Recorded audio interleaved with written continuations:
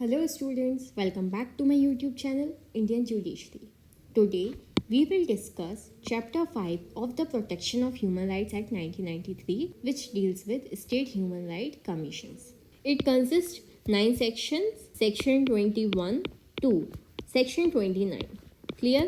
Section 21, Constitution of State Human Rights Commission. State Human Rights Commission का गठन. Most important thing is that 2019 में section 21 में amendment किए गए हैं. हम इनको ध्यान में रखते हुए पढ़ेंगे और वो अमेंडमेंट्स मैंने इस सेक्शन में पर्पल से मार्क किए हैं. Sub section 1, a state government may constitute a body to be known as the name of the state. Name of the state जैसे कि MP मान लेते हैं. Human Rights Commission to exercise the powers conferred upon and to perform the functions assigned to a state commission under this chapter. इस chapter के अंतर्गत state government एक body का गठन करेगी जिसका नाम Madhya Pradesh human right commission होगा और वो कमीशन और स्टेट गवर्नमेंट के द्वारा दी गई पावर्स और फंक्शंस को परफॉर्म करेगा. Sub section 2, The State Commission shall, with effect from such date as the state government may be notification specify, consist of a chairperson who has been a. यहाँ 2019 में chief justice की जगह the word chief justice और अ जज use हुआ है of a high court. तो state commission consist करेगा एक चेयरपर्सन जो कि चीफ जस्टिस होगा हाई कोर्ट का या फिर कोई जज होगा. Clause B, one member who is or has been a judge of a high court or district judge in the state with a minimum of 7-year experience. एक member जो कि हाई कोर्ट का जज रह चुका होगा या उस स्टेट में डिस्ट्रिक्ट जज रह चुका होगा with the minimum experience of 7 years. Clause C, one member to be appointed from among persons having knowledge of or practical experience in matters relating to human rights. और एक पर्सन अपॉइंट किया जाएगा जिसको practical experience होगा human rights के matter से deal करने का. Sub section 3, there shall be a secretary who shall be the chief executive officer of the state commission.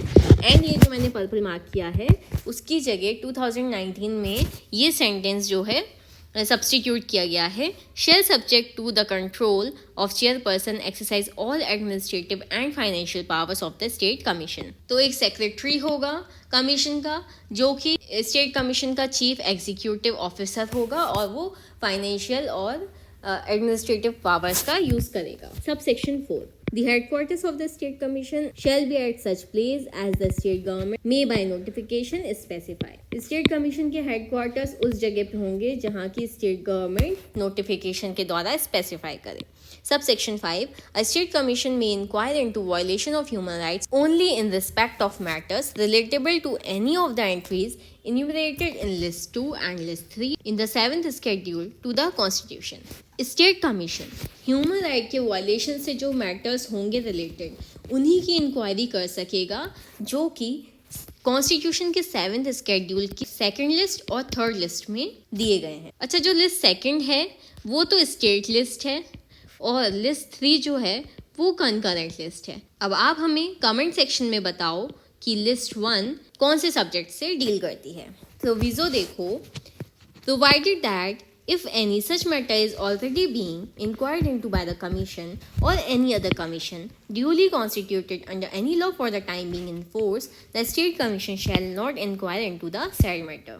इस सबसेक्शन का प्रोविजो ये कहता है कि अगर कमीशन के द्वारा या किसी अदर कमीशन के द्वारा जो कि किसी लॉ के अंतर्गत ड्यूली कॉन्स्टिट्यूटेड हैं उन मैटर से रिलेटेड ऑलरेडी इंक्वायरी चल रही है तो स्टेट कमीशन उन मैटर्स पे इंक्वायरी नहीं करेगा. नेक्स्ट प्रोविजो देखो इसी सबसेक्शन का, provided further that in relation to the Jammu and Kashmir Human Rights Commission, this subsection shall have effect as it for the words and figures list 2 and list 3 in the 7th schedule to the constitution, the words and figures list 3 in the 7th schedule to the constitution as applicable to the state of Jammu and Kashmir and in respect of matters in relation to which the legislature of that state has power to make laws had been substituted. इसका second proviso ये कहता है कि Jammu and Kashmir human right commission के relation में ये subsection ऐसे effect करेगा मानो कॉन्स्टिट्यूशन के 7th शेड्यूल की लिस्ट 2 और लिस्ट 3 की जगह कॉन्स्टिट्यूशन के 7th शेड्यूल की लिस्ट 3 एप्लीकेबल होगी जम्मू और कश्मीर राज्य को उन मैटर्स के रिस्पेक्ट में जिसमें उस स्टेट की लेजिस्लेचर को रूल्स या लॉज बनाने की शक्ति है। सब section 6 2 or more state governments में with the consent of a chairperson और member of a state commission appoint such chairperson और as the case may be such member of another state commission simultaneously if such chairperson or member consent to such appointment। दो या दो से ज्यादा state governments उस state commission के chairperson और member की कंसेंट से उस चेयरपर्सन या मेंबर को किसी अनदर स्टेट का चेयरपर्सन और मेंबर अपॉइंट कर सकेंगी अगर वो चेयरपर्सन और मेंबर इस बात की कंसेंट दे देता है तो। प्रोविजो देखो, provided that every appointment made under this subsection shall be made after obtaining the recommendation of the committee referred to in subsection 1 of section 22 in respect of the state for which a common chairperson और member और both as the case may be is to be appointed. लेकिन इस subsection के अंतर्गत प्रत्येक appointment committee की recommendations प्राप्त होने के बाद ही की जाएगी जो सेक्शन 22 के सबसेक्शन 1 में दी गई है उस स्टेट के रिस्पेक्ट में जिसके लिए कॉमन चेयरपर्सन या मेंबर नियुक्त किया जाना है। सब सेक्शन 6 के बाद यहाँ 2019 में सब सेक्शन 7 और 8 को इंसर्ट किया गया है। सब section 7 subject to the provision of section 12 the central government may by order confer upon the state commission the functions relating to human rights being discharged by the union territories other than the union territory of Delhi। Section 12 के अधीन union territory Delhi को छोड़ के जो other union territories हैं उनके द्वारा जारी किए जा रहे ह्यूमन राइट्स से related functions central government state commission को आदेश के द्वारा प्रदान कर सकती है। आप हमें कमेंट सेक्शन में बताइए कि सेक्शन 12 किससे डील करता है। सब section 8 the functions relating to human rights in case of union territory of Delhi shall be dealt with by the commission. Union territory Delhi के केस में ह्यूमन राइट्स से रिलेटेड जो फंक्शंस होंगे वो कमीशन के द्वारा डील किए जाएंगे।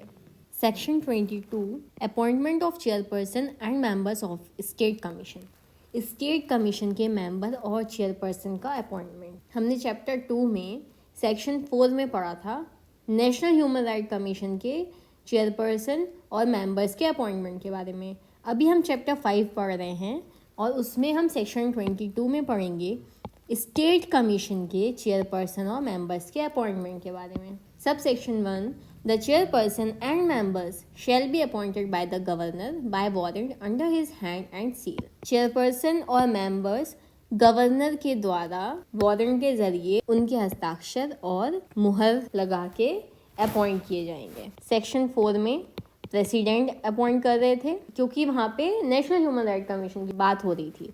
अभी यहाँ पे गवर्नर करेंगे क्योंकि स्टेट ह्यूमन राइट कमीशन की बात हो रही है।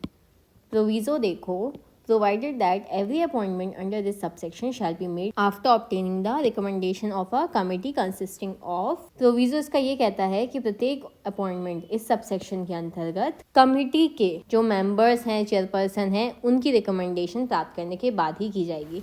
अब देखिए जो कमेटी होगी वो किसे किसे कंसिस्ट करेगी। चीफ मिनिस्टर जो कि चेयरपर्सन होंगे, speaker of the legislative assembly member, minister in charge of the department of home in that state member, leader of the opposition in the legislative assembly member. 3 member होंगे और एक chairperson होगा। Next proviso देखो, provided further that where there is a legislative council in a state the chairman of that council and the leader of the opposition in that council shall also B members of the committee. इसका proviso ये कह रहा है कि जिस state में जहाँ पे लेजिस्लेटिव काउंसिल होगी, विधान परिषद होगी, वहाँ काउंसिल का चेयरमैन और ऑपोजिट पार्टी का जो लीडर होगा वो कमेटी का मेंबर होगा।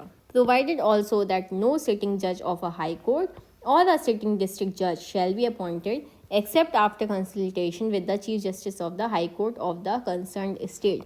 उस स्टेट के हाई कोर्ट के चीफ जस्टिस की कंसल्ट के बिना कोई भी हाई कोर्ट का सिटिंग जज या फिर किसी डिस्ट्रिक्ट कोर्ट का सिटिंग जज अपॉइंट नहीं किया जाएगा। Sub section 2 No appointment of a chairperson or a member of the State Commission shall be invalid merely by reason of any vacancy of any member in the committee referred to in subsection 1.